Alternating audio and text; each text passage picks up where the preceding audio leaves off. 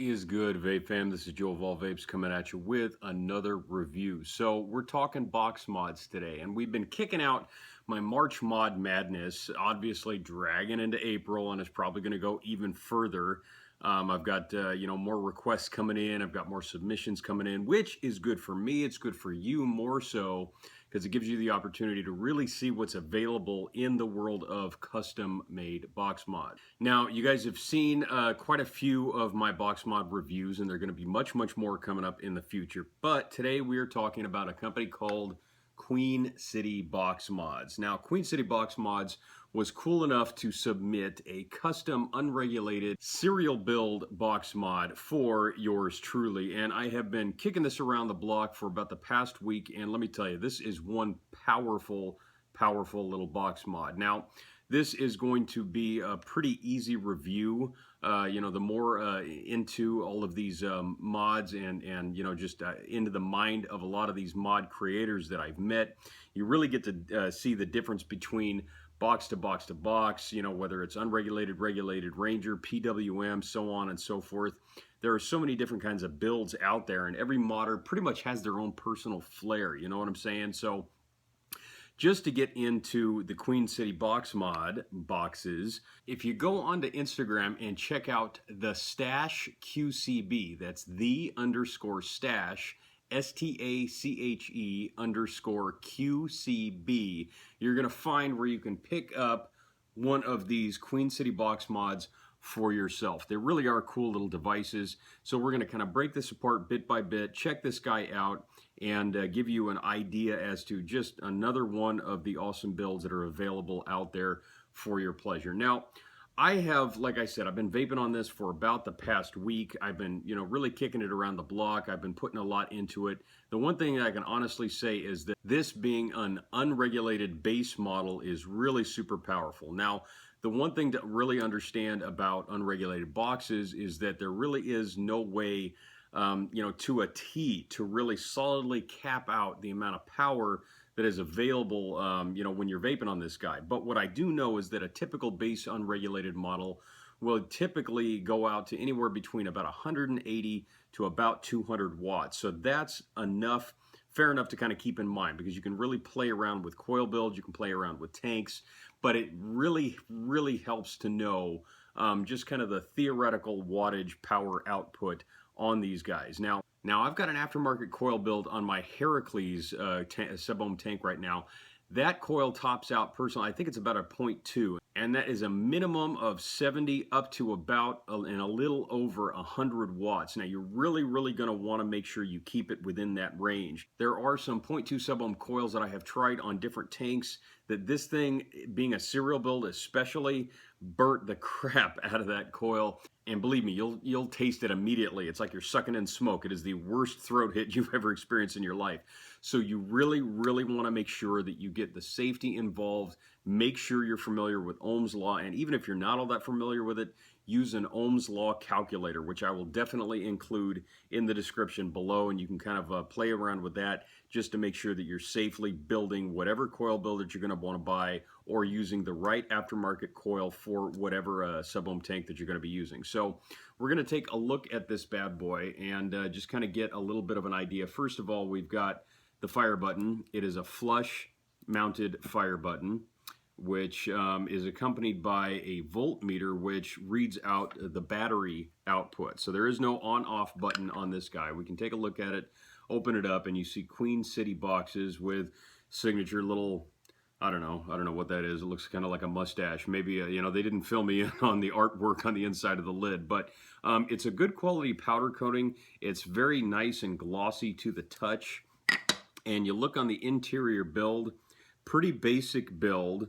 No frills. There's no covering going on around the battery sled. And yes, these are the same batteries. I just had to peel this guy off of the other one and get this rewrapped. I don't want to get any negative criticism going on right here, you know what I'm saying? But like I said, I mean, this is a typical kind of a no frills box. You can see the MOSFET chip in the back. Everything is pretty much where it needs to be. Everything is in its own place. And, the convenience of being able to have the voltmeter reading what the battery output is going to be, and I'll show that to you right now. 7.1 right now, so I've got the batteries pretty much charged about, the max that it can possibly get.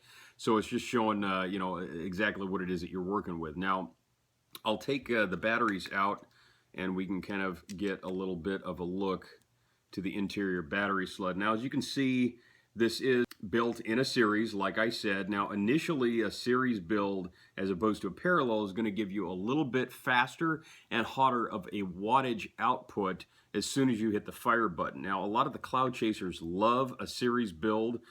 To be perfectly honest with you, I love big clouds, but it didn't really make any lick of difference for me. I've got regulated, I've got unregulated, I've got series, I've got parallel. Doesn't really make a whole heck of a lick of difference to me. The one thing I will say about the series as compared to the parallel is that I got to charge my batteries a little bit more often, because you are getting more of a power hit on the fire button. Which big deal. You got enough batteries, you got a decent battery charger. That's what it's all about, right?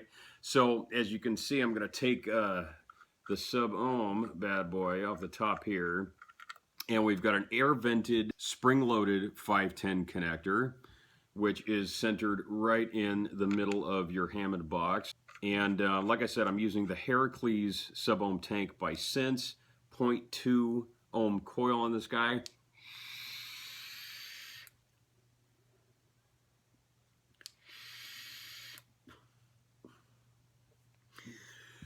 Huge clouds on this guy, let me tell you.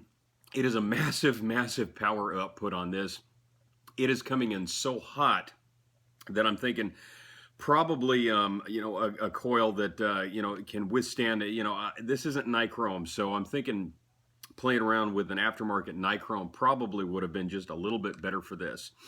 It really is a kick in the pants. I mean, this thing will run away with you if you don't control it, and that is something that I think a lot of people don't put a whole lot of emphasis behind, especially when they're looking into purchasing a really good box mod. There's a lot of top name brands out there. You got Council of Vapor, you got Cupor, you got Aspire, just to name a few. And they've got a ton of top quality, high name brand. They've got their DNAs and everything is regulated and everything comes with a factory warranty and so on and so forth. When you're working with independent contractors on these guys for the custom made box mods, you really need to know, just a little bit about Ohm's law. You need to pick these things apart and realize what you're getting into.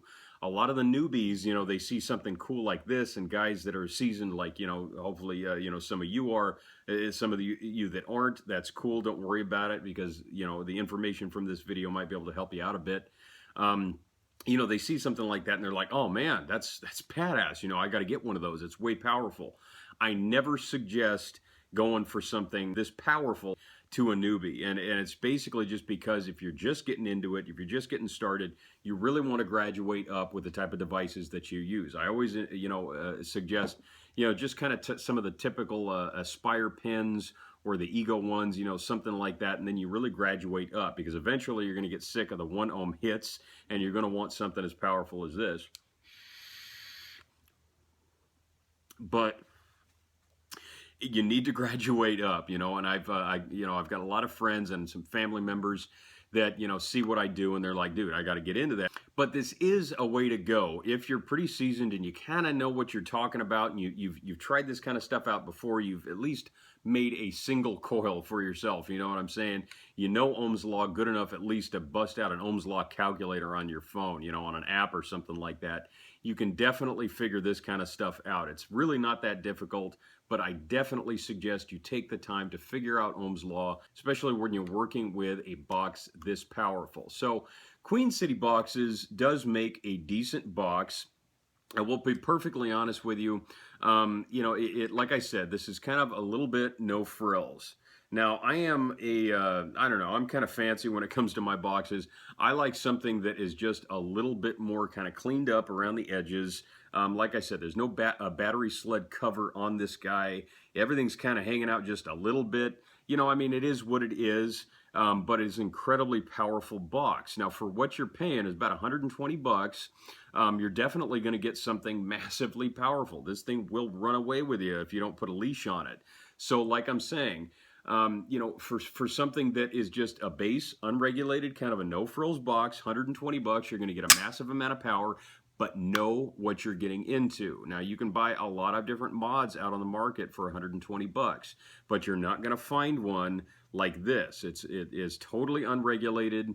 You know, it basically, what that states alone is that it is completely up to you to know what kind of power, what kind of builds, what kind of aftermarket coils you can put into this thing, because otherwise, you know, you could suffer some safety damage from this if you didn't know what was going on. Unregulated mods do not have reverse polarity protection. So if something were to go wrong in the battery, you know, where you were to put them in, you know, the wrong way, you're probably going to suffer and experience your very first electrical short, which, you know, probably won't be too big of a deal.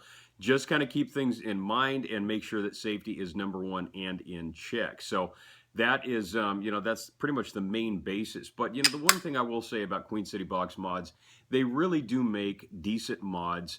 You know, I love the feel, traditional Hammond style box. It's not herkin massive. It's fairly ergonomic as it fits right in your hand. Massive, massive amount of power. I do like the voltmeter on the side that allows you to see what the current charge of your batteries is going to be. And incidentally, it does give a little bit of the battery drainage indication when you actually install the coil. And I can even show that to you. Like I said, that's reading about 7.1, 7.2 right there. If we take the sub-ohm off, should give us a different reading. Yep, 8.2. And that is the traditional, anywhere between 8.4 to 8.6. 8.2 might be just a little bit low because, you know, for whatever reason, the batteries were kind of chilling around for a little while or something like that. But once the coil is on, it's giving you the most accurate reading of what the battery power looks like running through the coil, which runs up to about 7.1, 7.2, as you just saw. So there's a quick lesson for you. Man, this thing is powerful. So, Queen City Boxes is another option that is available out on the custom box mod market. If you want to hit up Queen City Boxes, definitely check out these guys right here on IG. It's not a link, so you got to go tap it in. Yeah, I know, you got to do the work for yourself. And any questions that you guys have, talk to these guys. They were really down to earth. They were really chilling. I really, really appreciate Queen City Boxes sending me one of their signature unregulated bad boys. This is really, really hard hitting. So once again, those of you that are ready to experience something this outside the box, if you will, forgive me for the pun, you know, definitely, you know, think about it, because it is a definite way to go. And with all these videos and all these reviews that I'm doing on these guys, I'm really hope that these, you know, just give you a little bit of insight into what's available, what you can do according to your personal expertise, and maybe just how far you want to go with it. You know what I'm saying? So keep all that stuff in mind. Once again, I want to say Queen City Boxes, thank you very much for supporting Joe of All Vapes. I hope all of you guys have found this informative and just kind of gives you a little bit of an idea, like I said, as to what's available out there. If you liked this review, definitely stay tuned, because I've got some really good stuff going on. Got some quality brands coming in e-juice, mods, RDAs. I've got some awesome reviews. I am just a handful of followers away from the 10,000 mark on Instagram. That's right, I've almost hit 10K. Couldn't be more appreciative in the amount of time that I've been doing this vape gig. You know, just the love and support coming from my vape community has been absolutely amazing lately. And I definitely want to keep it up, and I want to give back. So for my 10K followers, once I've reached that point, I'm going to be doing a massive giveaway for you guys. And it's going to be pretty epic. It's going to be the largest one I've ever done. It's going to be everything you need to vape for days. Check out my Instagram page. Give me a follow. Give me some likes. And keep your eyes open, because you definitely don't want to miss this one. So once again, thank you very much for tuning in to my vape fam. I want to say, wherever you go, whatever you do, love yourselves, love each other, and keep it cloudy.